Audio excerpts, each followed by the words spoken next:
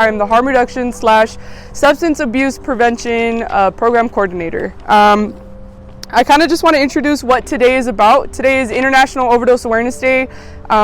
We are here to kind of mourn the people that we've lost, kind of give people a safe space to come and talk about what they've gone through, kind of look at the flags, get some resources that are here in our community. We are also here to kind of give some information about non-fatal overdose and overdose in general. We're here to send a strong message to people who use drugs and who no longer use drugs, that they are still valued to us and to our community. We also want to stimulate discussion about drug policy and prevention in Washington and especially in our county. We also want to provide information about the services that are here. So as you can see, we do have a few services that are here today. We have the Recovery Navigators, we have Renew, and we also have Hope Source, and they will kind of give some information about themselves and what they do in Grant County specifically. So the first person who is going to talk today is actually Cecilia, and she is with Renew.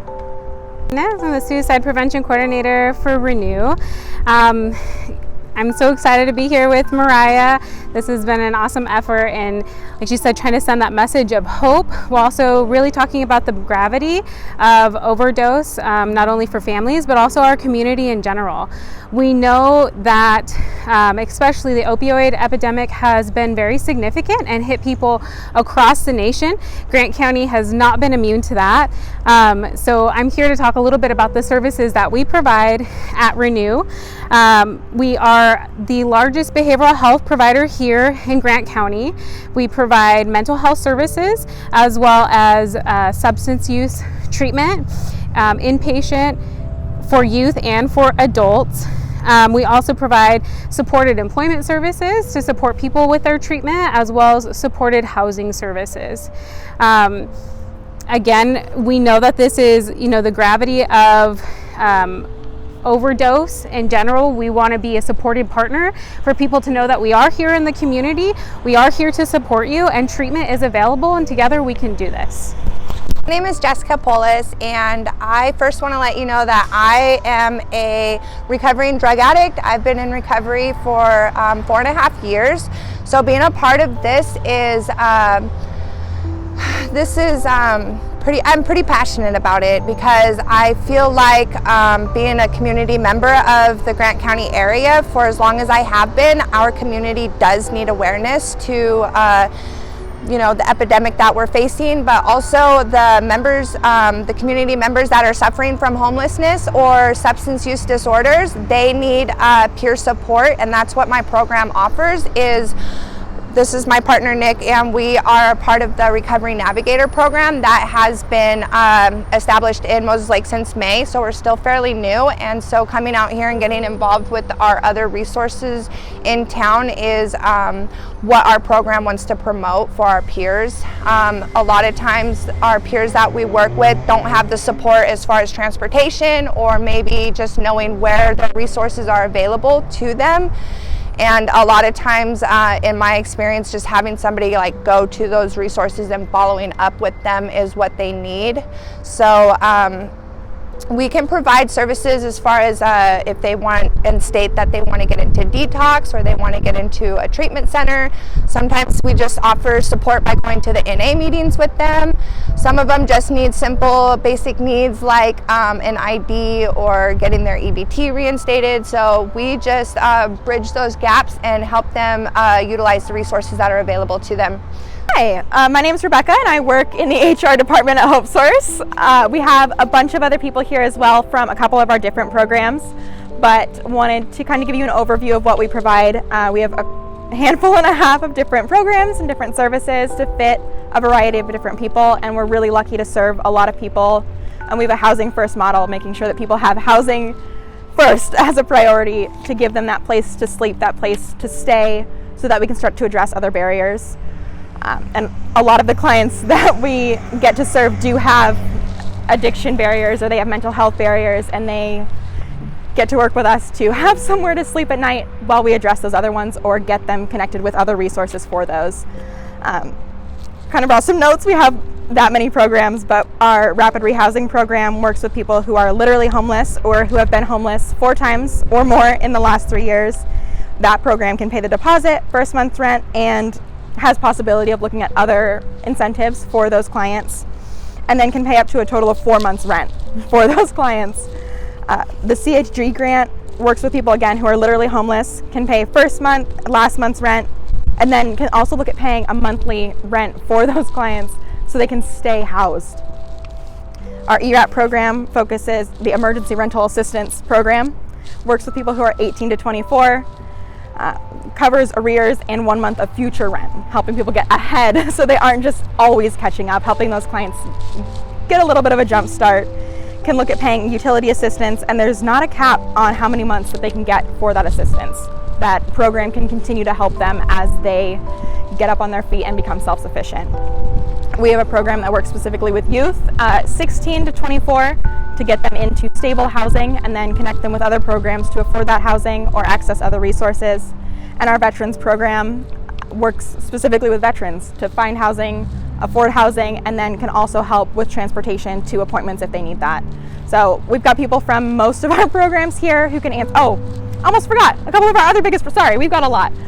We also have the Sleep Center in Moses Lake, where people who are literally homeless can check in for a night, stay off the streets, have a meal and a shower, and get ready for the next day. And then we also have an enhanced shelter where clients can stay for between 45 and 90 days to give them somewhere to stay where they find something more stable and long-term. And we have people from most of those programs who can answer in-depth questions, but we're continuing to grow, trying to continue to have those services. So it's really great to meet everyone and know what other resources we have to send people. So thank you. Well, thank you. And thank you for all of you who have come and who are working and providing services to those in our community who are struggling with addiction or have been affected by addiction in any way. In fact, it's not just about addiction, it's also about controlled substances that occur in our communities and can be prescribed to you for pain control or other reasons, for children who can get exposed at home, or people who may unknowingly be exposed to things like fentanyl. Even our law enforcement sometimes are exposed to substances that they are not aware of. You know, the International Overdose Awareness Day is about remembering the loved ones we have lost, but also those families who have coped and had to cope with the loss, or those who have struggled with addiction or have some family members that may have had problems with addiction or experience in the emergency department or otherwise. Something is amiss when it comes to controlled substances in the world.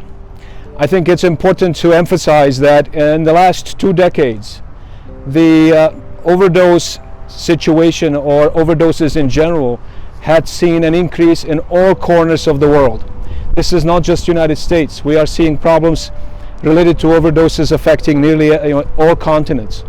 In United States alone, just in the years 2019, 2020, we had seen an increase of approximately 30% in overdoses, in fatal overdoses, which is a significant increase. There is no other disease other than COVID that has resulted in this many more deaths. And of course, one would think that those two are somewhat related, and I think they are in a way.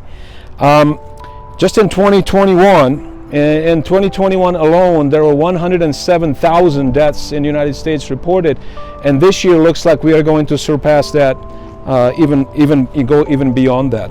I have this paper in my hand because I don't want to disrespect anyone who was lost, and I wanted to be precise about the numbers that we have. But in Grant County alone, there were 67 fatalities between 2016 and 2020. And additional 45 Grant County residents passed away in 2020-2021, which is about 2 every month.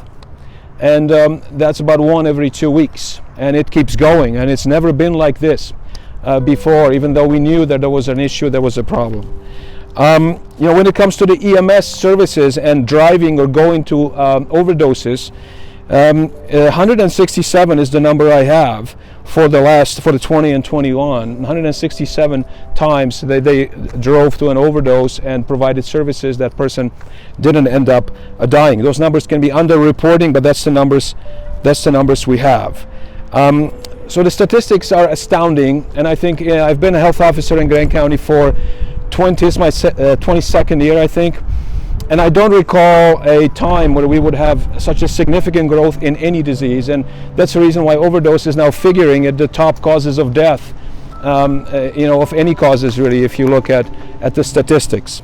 Greene County Health District provides services that support people who are seeking help or who are struggling with addiction.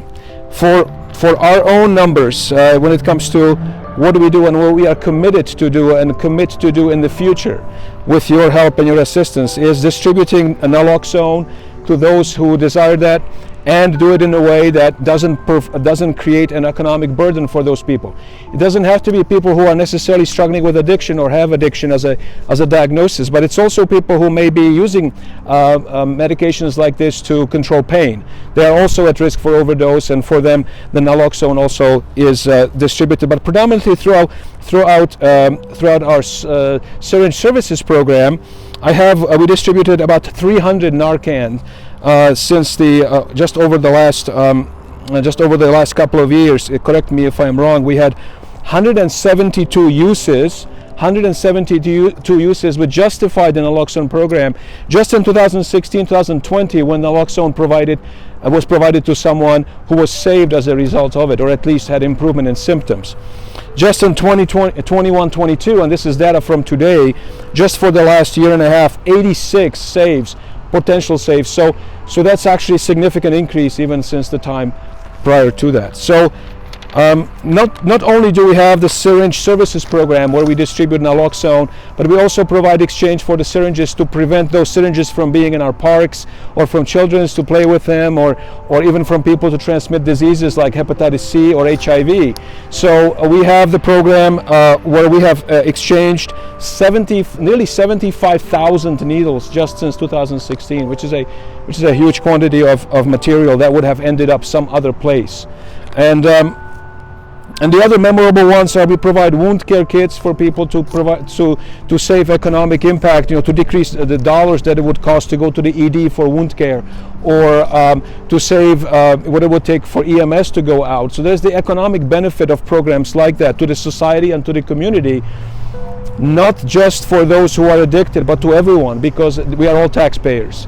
And if we can prevent someone from ending up to be a statistic, or ending up to be someone in the emergency department requiring services, or ambulance going out there, that's all worth it. And so for that reason, Greene County Health District is here in force, and I am here personally to support individuals who struggle with addiction. I also have had the honor and the humble experience with how difficult it is to quit. I haven't not been experiencing it personally, but with patients with whom I work with, and I have all degree of respect for the families and people who struggle with this, no matter how that started. At that point it doesn't matter. It really is where we are now and what needs to be done so that we can recover, move on, and as a society show that we are compassionate and we care about each other, no matter the cause. And in this case, it is one of the top leading causes of death in our society. So this is something we cannot be silent about.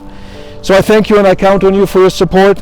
I thank you, the staff of all those agencies who are here in the Greene County Health District, and I sympathize with families, and thank you for sending this support message for those who are struggling with overdose or have experienced fatality in their family. We'll continue to work towards and advocate for continued services in Greene County for those who are affected by addiction or deal with controlled substances. So thank you all, and thank you for coming this evening.